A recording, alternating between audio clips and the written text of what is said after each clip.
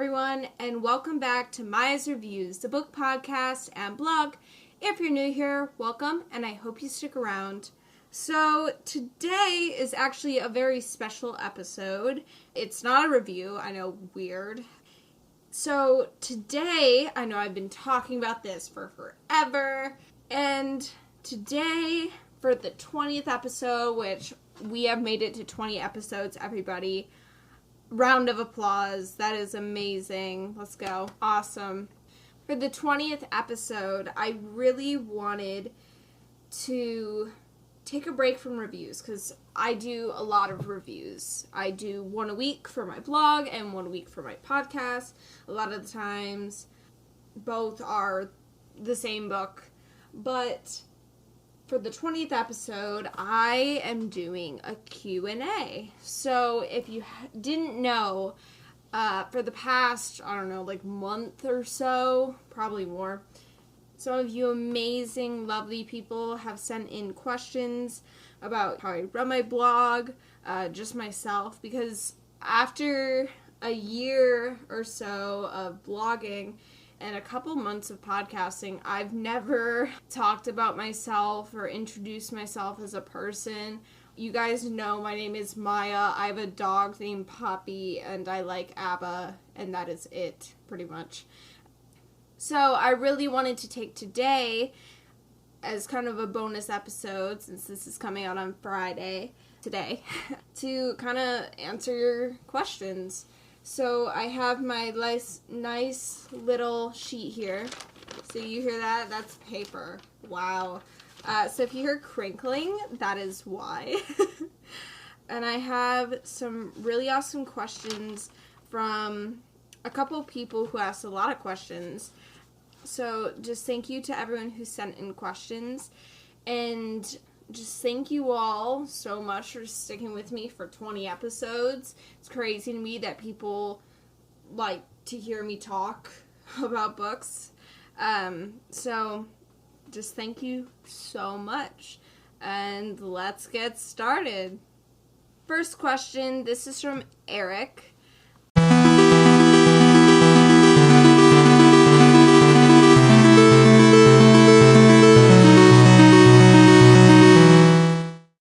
What is your process for recording an episode? So I usually wait until I have a review for the book that I'm reviewing. So, because it's sort of, for me, like a basic script with key points that I need to mention. And usually during a review, I'll either add more on, cut parts out of my blog review, stuff like that. So that way it's not the exact same content both times, but it's also more accessible and enjoyable to some people. Because I know, sometimes I don't like reading that much, which is crazy for someone who literally reviews books. But, listening to a podcast while doing work or writing or whatever you're doing can actually be really nice. I have this nice little setup in my room. Nice is not the right word, but it's a setup for sure. I basically have this desk. It's tiny. It's pretty much a school desk. Think that, except it's blue. And I basically have my laptop, which is ancient and huge. It's very thick and heavy on there. And I pretty much leave it plugged in because that thing dies 24/7. And I have my mic, my headphones, and I usually have any and all tabs I need loaded on my computer. I use a blue Snowball Ice mic with, by the way, for a pop filter, I literally just use tights, like the end of tights where your foot would go. I cut that around my mic and sewed it so that in the back it can plug into my computer without damaging the USB. So, we're working with bare minimum, but we're doing it. Because the blue Snowball Ice mic is actually really nice. This isn't an ad or anything, but just like, for any of you who want to start a podcast, I highly recommend starting with it, because it's really, really helpful. It's really nice, and it has a decent audio. And like I said, literally just tights for a pop filter. And I also use, what are these headphones? I use MPOW headphones. They are Bluetooth, but I just plug them in because Bluetooth is spotty with this ancient computer. And then I use Audacity to record. Not Audacity like the like, oh, they have some Audacity, but for real, it's a recording and editing program for audio. And it's also free, which is really nice. And it's very, I don't know, not advanced, but really well put together. And so I record and edit on there because I originally recorded and edited with Anchor, which is how I distribute my podcast and put the intro and outro and ads and all that stuff together. But I ran into issues with that early on where it would mix around the different segments because I'd have different segments so I could put the ad and intro and stuff like that in there. And it would mess up, and I was like, well, this is crappy, I'll switch. But I still use Anchor. That's where I upload the finished file as an MP3, because if you have longer episodes, it doesn't upload unless it's an MP3 to Anchor. And then I add, the ads, transitions, intro and outro music, stuff like that. I also use Tune to Tube or something like that. It takes audio files and makes them YouTube videos because you can't just upload an MP3 file to YouTube. And that's how I also get podcast episodes on there. What do you mean knowing how to do things? Jeez. But it's actually really simple. It just takes me a long time because I get distracted. And also listening to yourself is also really, really awkward. So it's really helpful. Audacity and Anchor are really amazing. I actually started using Anchor because they have been paired with WordPress, which is what I use for my blog. So it's really helpful. So thank you so much, Eric, for asking that question. That's my process for recording and uploading an episode. And now we have a few questions from AOM. Their first question: how far do you think you will go with reviews? I honestly would love to do this forever. It's a lot of fun. It's a lot of work, too, because you have to read a book. You have to remember things from it, like, in detail. You have to think about your thoughts on it. You have to, you have to review it, and I also have to record for it. So it's a lot, but if you get in the habit of reading, like, one book a week, and you want to review one book a week, you can do it. I believe in you, and you can. But I honestly have no plans to stop, until I die, so you guys are going to be here forever. I mean, it's crazy to think about what I'm going to be doing in the future, because I truly have no idea. I have no idea when I would stop or stuff like that. It's because I read a lot, and it's just kind of an extra step for me, because I will never stop reading. I know that for a fact. I will never stop. I will always find time to read at least one book a year, right? I'm going to read. So I'm hoping as long as I'm able to read, I'll be able to do reviews too. And another question from them: is this a viable career option? So, you can definitely make some money off of blogging and podcasting. For me, money hasn't necessarily been a motive as to why I started it. I started my blog originally because I was bored and I had no new books that I had to read, and I was bored, and I really wanted to have a platform where I could talk to people about books, because, two, I hadn't been reading really popular books. So a lot of the books I had been reading were not as well known as others, and I was kind of like, has anyone out here had the same experience as me? So it's been really cool to meet people who, you know, don't necessarily read super popular books, so they can't really talk about it with other people. But it is definitely nice to make a few extra bucks.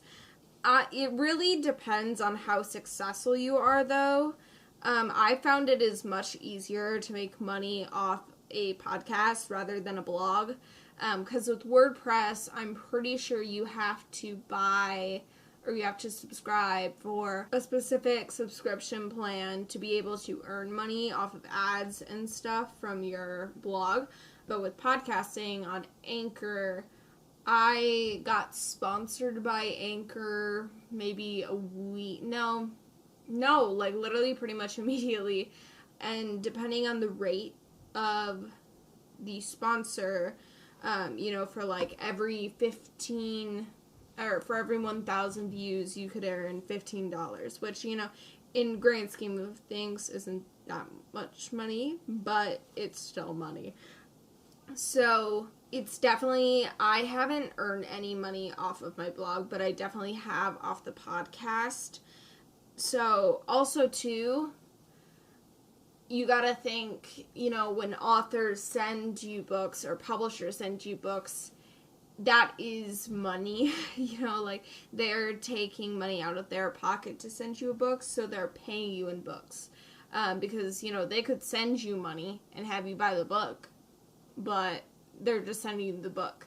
So for me, that hasn't really been a motive, but for sure, if you want to make money off a blog or a podcast, you can for sure do that. I wouldn't recommend this as a full-time job, because you're probably not going to make enough money to sustain yourself, pay the bills and stuff. Like, you're not going to make enough money to do that.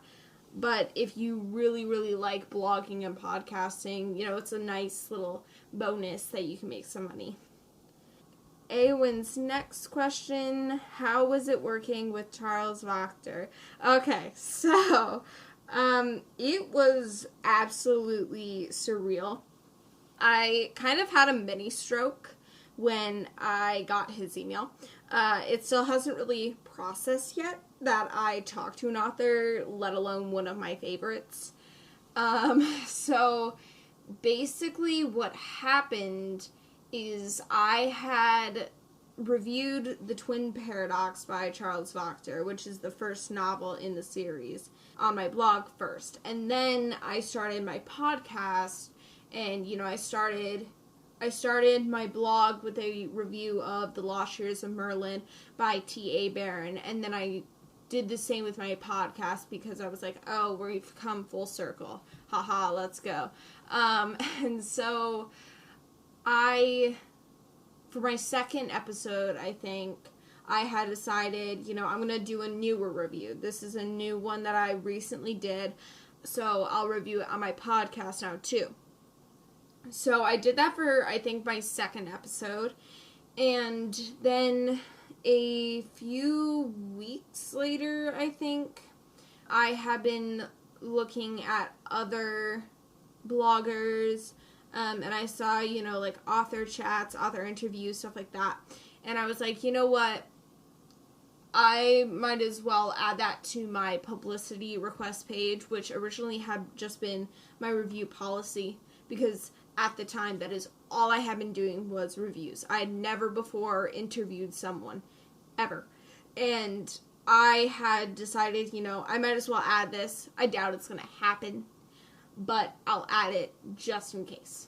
And then a day later, I opened my email, and I was expecting, like, spam email from Book Riot or, I don't know, like, readers, blah, blah, blah, whatever I'm subscribed to on my email. I was just expecting spam.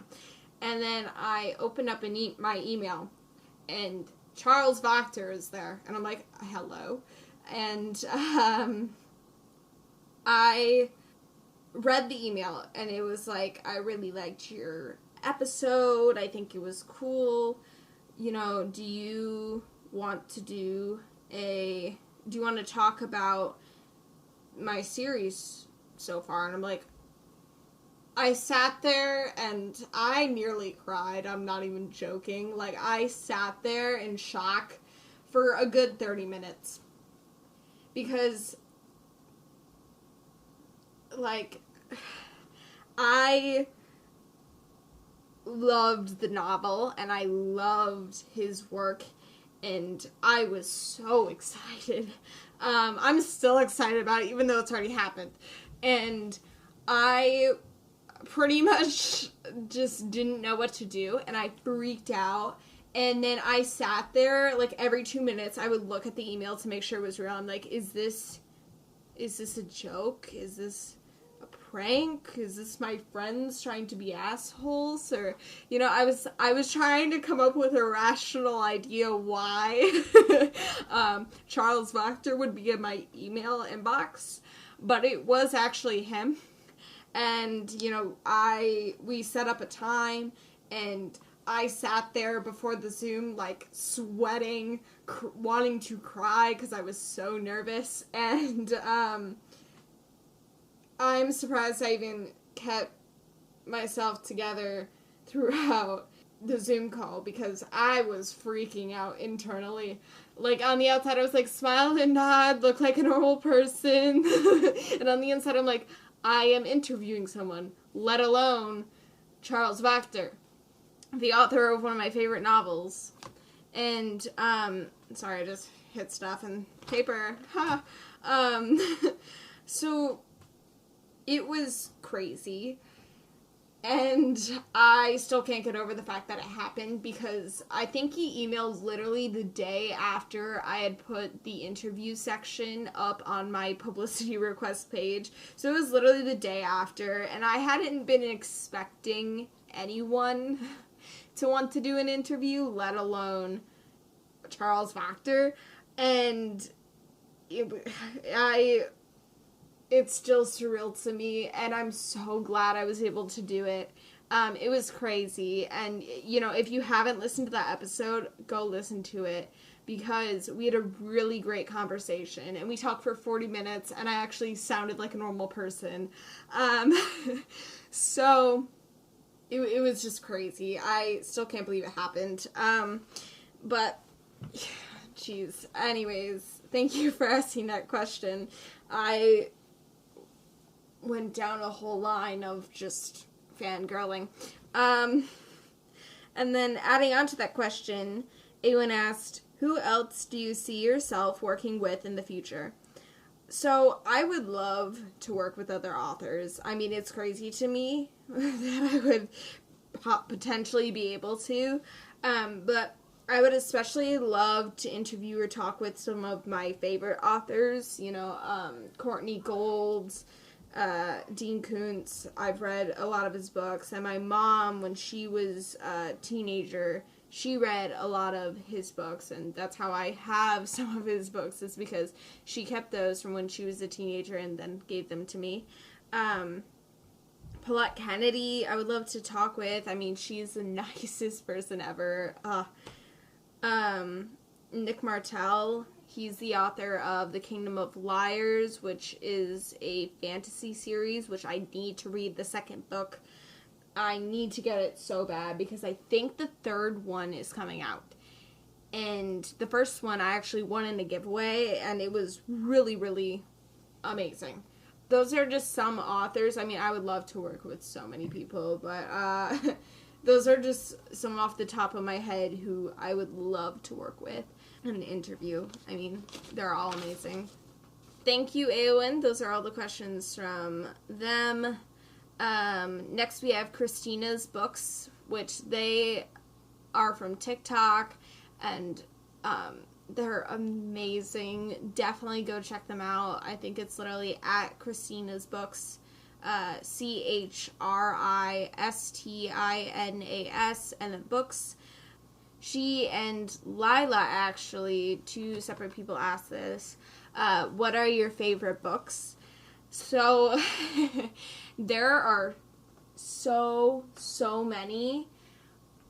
And I actually have a favorite bookshelf on my Goodreads, and there's like 43 books on there.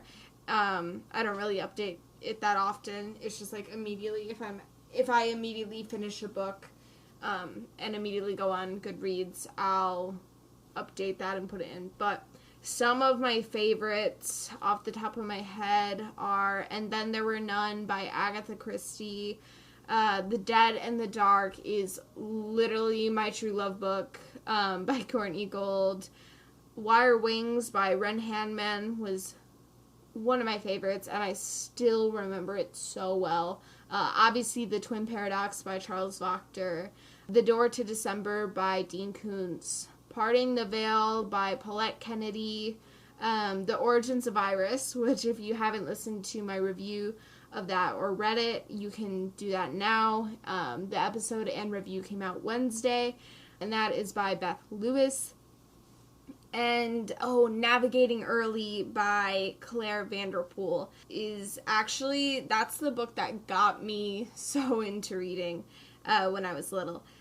Thank you so much to Christina's Books and Lila. And then Christina's Books actually asked another question. What are your favorite tropes?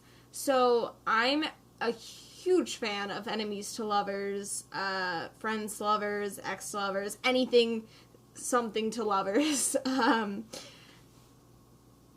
But besides like the romantic, I guess all of these are romantic tropes, but like the only one bed trope, like forced proximity, I guess, when one of the characters is injured and the other has to help them and take care of them. Anything where there's a quest that a character has to go on, I love that. Betrayal is amazing. A character being cursed is really cool to me. Like, it's not cool that they're cursed, I feel bad, but I like that in a book.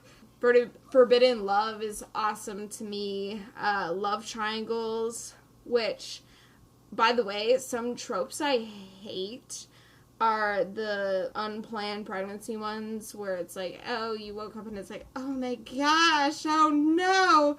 I don't like those because kids. And I also simultaneously love and hate love triangles because they can be really awesome.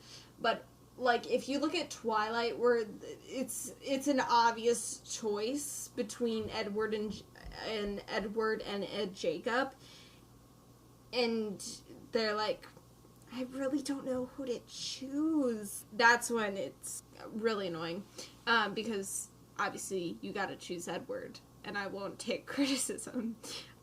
I really hate the reluctant hero and chosen one trope, which is kind of funny to me because I love a lot of books with the chosen one trope. But when the reluctant hero and chosen one thing are paired together, it's like I get you're 15 and you don't want to go into war, but you're chosen for this, dude. You kind of gotta. Why wouldn't you? Anyways. So, yeah, when those two things are paired together, I really don't like them. But, some of my favorites, like I said, are a lot of dark, I guess, themes. But thank you, Christina's Books, for the 2 questions.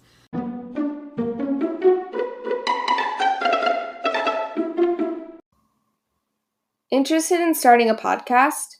I bet you haven't heard of Anchor, an app and site that makes it super easy to create your own. Not only is it free, but Anchor also allows you to make money from your podcast with no minimum listenership. Anchor distributes your podcast for you to Spotify, Apple Podcasts, and more platforms.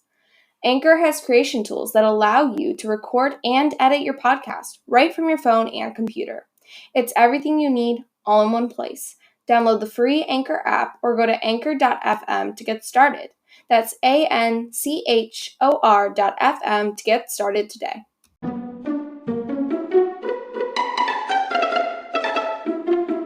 Next up on the list, we have Alicia. I really hope I'm pronouncing your name right. I'm pretty sure they're on Twitter, and they have a blog. I just forget right now. Yeah, okay, so they are on Twitter. Alicia Thomas at Alicia00406406, and they run the blog Believe You. So thank you so much for your questions.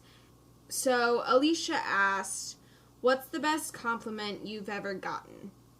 I honestly think anything complimenting my blog or podcast just makes me so happy because I work really hard on it. It takes a lot of my time. It's my brainchild. And I never really thought I would come this far, so I'm really proud of it. And I think when anyone ever compliments me on that or brings it up, I'm just like, thank you. What's your favorite childhood memory? Okay, so one of my fondest memories is whenever I would have to stay home from school because I was sick or, not feeling good, whatever. My mom, who was a stay-at-home mom, would sit on the couch while I ate chicken noodle soup, and she would sit there with me, or, wonton soup with sweet and sour chicken. She would sit there with me, and we'd watch old black and white TV shows and movies, or not even black and white ones, but just full on, old movies. We'd watch Gilligan's Island, Wuthering Heights, Imitation of Life, a bunch of stuff, and we'd watch it together, and whenever I was sick, and that was really awesome to me. If you could go back and give your 18-year-old self one piece of advice, what would it be? I think I would honestly tell myself to just slow down and live in the moment and not be so obsessed with the future, because I was really, really worried about where I would go from there, and, how I would be leaving high school and not going to, high school anymore, not seeing people I was used to, kind of starting it all over, and if I could go back and tell myself something, I would definitely tell myself to just slow down and, live right now, because tomorrow is gonna be entirely different. If you won $10 million tomorrow, what would you spend it on?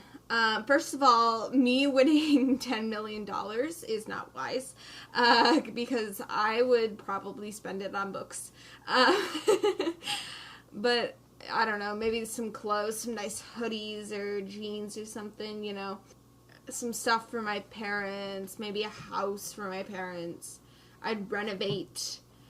Ooh, you know what I would get? I would get myself a 1970s Beetle. And a really good one, too. I would spend as much money as I had to on that Beetle, because Beetles literally give me happiness, and they are my favorite car by far, and that is my dream car. Oh my gosh. Beetles, especially from the 70s, chef's kiss. I love them. What would be the title of the book about you if your worst enemy wrote it? You know what it would be? Maya doesn't remember the difference between it's without the apostrophe and it's with the apostrophe. I always get them messed up, constantly. It is constant. If you go back and you look at my reviews, I bet you any time you're gonna see at least once IT apostrophe S instead of ITS, like it's supposed to be.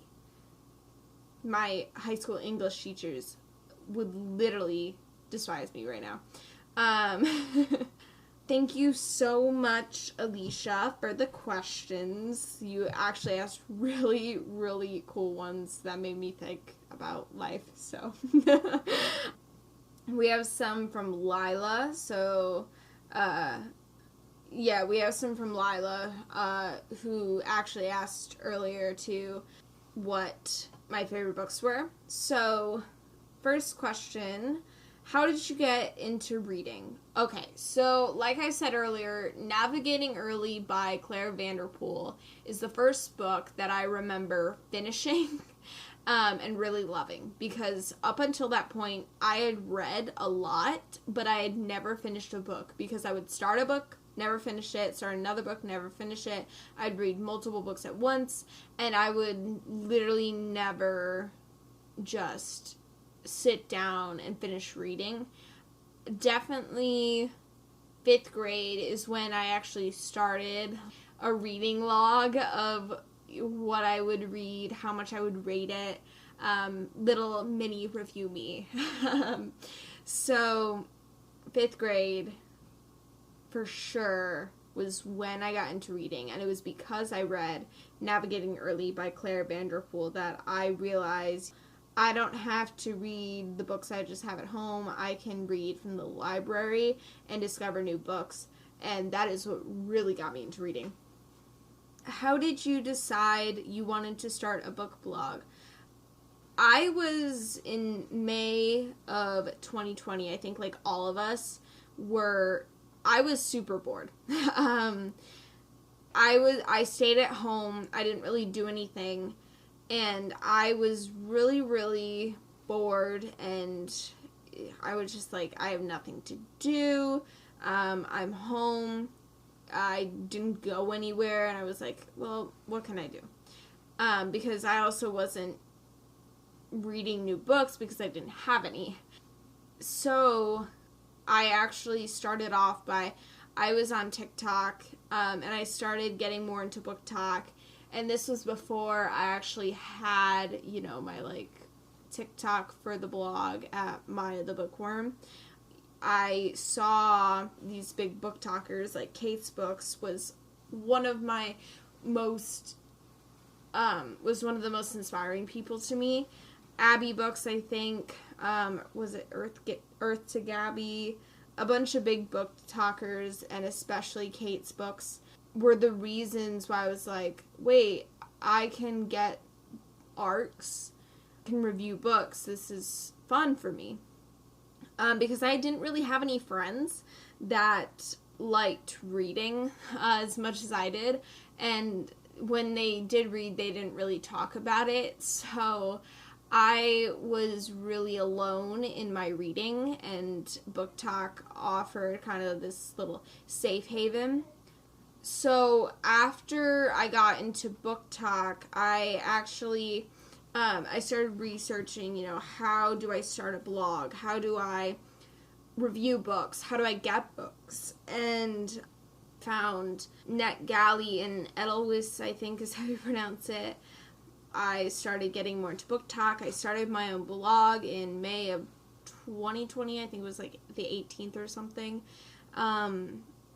And I requested a couple books on NetGalley. That's a lie. I requested like 15, and a lot of them got accepted, and I freaked out, and I was like, oh my gosh, because I didn't expect to get any books at all. I was like, I'm just going to review books that I've already read.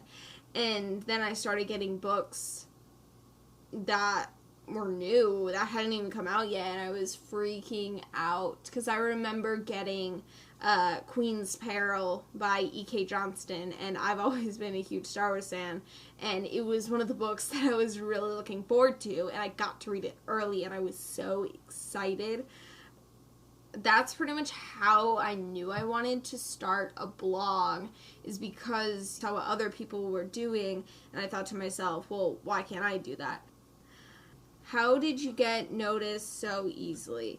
So, Poppy just ran in the room. In terms of my follower count, TikTok and Twitter are amazing, but in terms of receiving books, NetGalley and Book Sirens are kind of your best friend. And, I am a pretty small book blog compared to a lot of people, but I also haven't been doing it as long, so, I'm doing pretty nice, I think. But TikTok is really where my follower count got boosted, and then Twitter was also really, really helpful. Tumblr hasn't been as helpful because I don't understand it.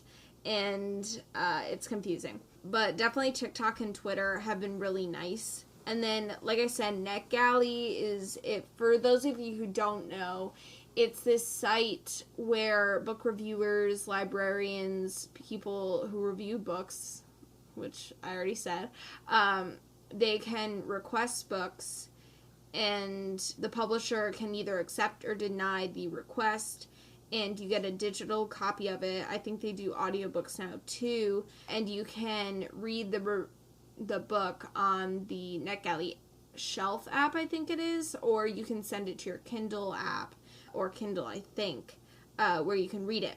And that is really, really helpful. But then Book Sirens is also one of those sites, but it's more for self-published authors. Not really, I've never seen big publishers on there, but it's really helpful because even if you don't request books on there, your profile is still on there, and it connects to your Goodreads so that authors can see your statistics. Basically, how many books have you read? How many people have found your reviews on Goodreads helpful? Do you base your reviews more off the other people's ratings, or how popular a book is, or how long it is? But basically, even if you don't request books on there, authors can find you. So that's really, really helpful. So yeah, that's pretty much how I find books. And even if you look at new releases, you can even contact authors directly sometimes. It really depends. What is your favorite TV show or movie? So I actually have a lot of movies and shows and whatnot that I really, really love. Some of my favorite movies are Attack of the Clones, Star Wars, Scooby-Doo, specifically the one with Matthew Lillard, and the one where they're on the island. I think that's the first one. The Fear Street trilogy, Tangled, and Age of Ultron are some of my favorites. And in terms of TV shows, Stranger Things, Hardy Boys, and Outer Banks are really awesome to me. If you can't tell, I like mystery. So those are my favorite TV shows and movies. Next question. How did you read and review so many books in such a short period of time? So basically what I do is I try to get as many reviews done ahead of time as possible. That way I have as much time to read as I can. Like when I'm on vacation, I'll bring a couple books and I'll read a whole lot. And after I've read all those books, I can come home and just speed review a bunch of stuff and get it set to upload. And reading books I like is really, really important, because if I don't like the book, I'm not going to read it as fast as I would a book that I do like. So, yeah, that's how I review the amount of books I do. What is your favorite band and your favorite song? So, if you can't tell already, I am a huge ABBA fan. But besides ABBA, I think some of my favorites are definitely Aberdeen. They're this band from Texas. They're really awesome. If you haven't listened to them, please do. Their album Lamb is so amazing. Nirvana is obviously really, really good. The Pixies, Metallica, The Cars, The Clash, The Beatles, The Smiths I've been listening to a lot recently. I'm trying to think of other ones I've listened to, like, religiously. Duran Duran, obviously, is, like, amazing. So there's a lot of bands. I listen to a wide variety, if you can't tell. But my favorite song is definitely My Sharona by The Knack. I play that song on repeat. Last question from Lila. if you could live in any fictional world, where would you live? So, this is really hard, and actually I'm not going to limit myself to books, because now that I'm thinking of it, I literally cannot think of any fictional worlds that I would like to be a part of, because majority of them, they're dystopian. Like, I don't want to be a part of the Hunger Games. But definitely Star Wars, because, man, Obi-Wan in the prequels, ooh. Marvel, for sure. I can be a little spy, you know, even though I suck at anything physical activity related. Like, I didn't do sports in high school. I walked around my house. Scooby-Doo would be awesome to be in. I could solve mysteries. Oh my gosh, the world of Horizon, like the game Horizon Zero Dawn. Oh my gosh, I could be best friends with Aloy. That'd be amazing. Pixie Hollow would be really cool. Like, you know, Tinkerbell. Be living around with the little fairies. Oh, I'd love that so much. And then X-Men, or I guess that is included in Marvel. If I were to say the MCU. So the MCU and X-Men. So just anything Marvel, I would love to, because Charles Xavier and Eric Lenscher, man. I probably did not say their names right at all, but whatever. Thank you so much for the questions, Lila. And last but not least, we have, can you hear Poppy in the background? Because I can. We have Olive. So they asked, what fictional character do you most relate to? So I don't really have that many that I relate to, I don't think. Because if I were to say, like, Loki or something, that'd be kind of horrible. I guess I would say Tony Stark, only because I take nothing seriously. Bruce Banner, because I hate social interactions. Jonathan Byers, because, I mean, his music. But I don't think there's any others that, like, I really, really relate to. I don't think so. I really don't. So yeah, Tony Stark, Bruce Banner, and Jonathan Byers, except, you know, I'm not creating my own villains like Tony Stark. Anyways, so what would you get rid of on the Earth if you could get rid of one thing? So, 100% spiders. I despise them. The other day, I had a spider. My favorite hoodie, I was putting away laundry, right? And my favorite hoodie was sitting there on my bed. And I pick it up to go put it on a hanger and hang it up. Ow, I just hit my elbow. Anyways. And I go to hang it up, and I noticed that there's a spider on my bed. And it was this tiny little spider, but I don't care. It's a spider. And I'm standing there frozen because there's no Kleenex in my room. And even if there were, I would not have touched that thing. And this spider, this asshole of a spider, crawls down into the, you know, the crack between the footboard, I think it is, and the mattress, or my comforter. And it crawls down there.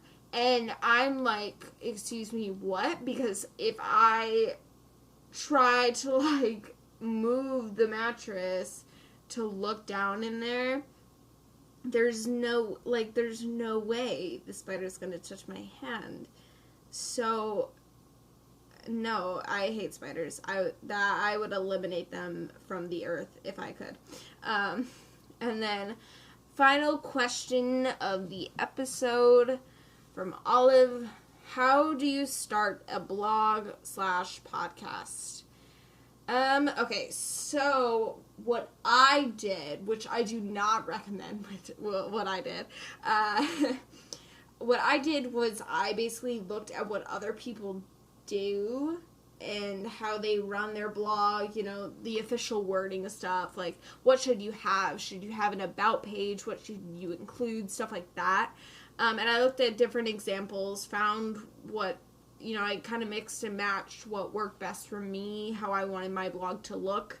And I used other people as examples which I don't really recommend doing because then you kind of end up comparing yourself to other people's vlogs, which not the best motivator when you're trying to get stuff done, because you're like, well, so-and-so posts every day, and I only post once a week.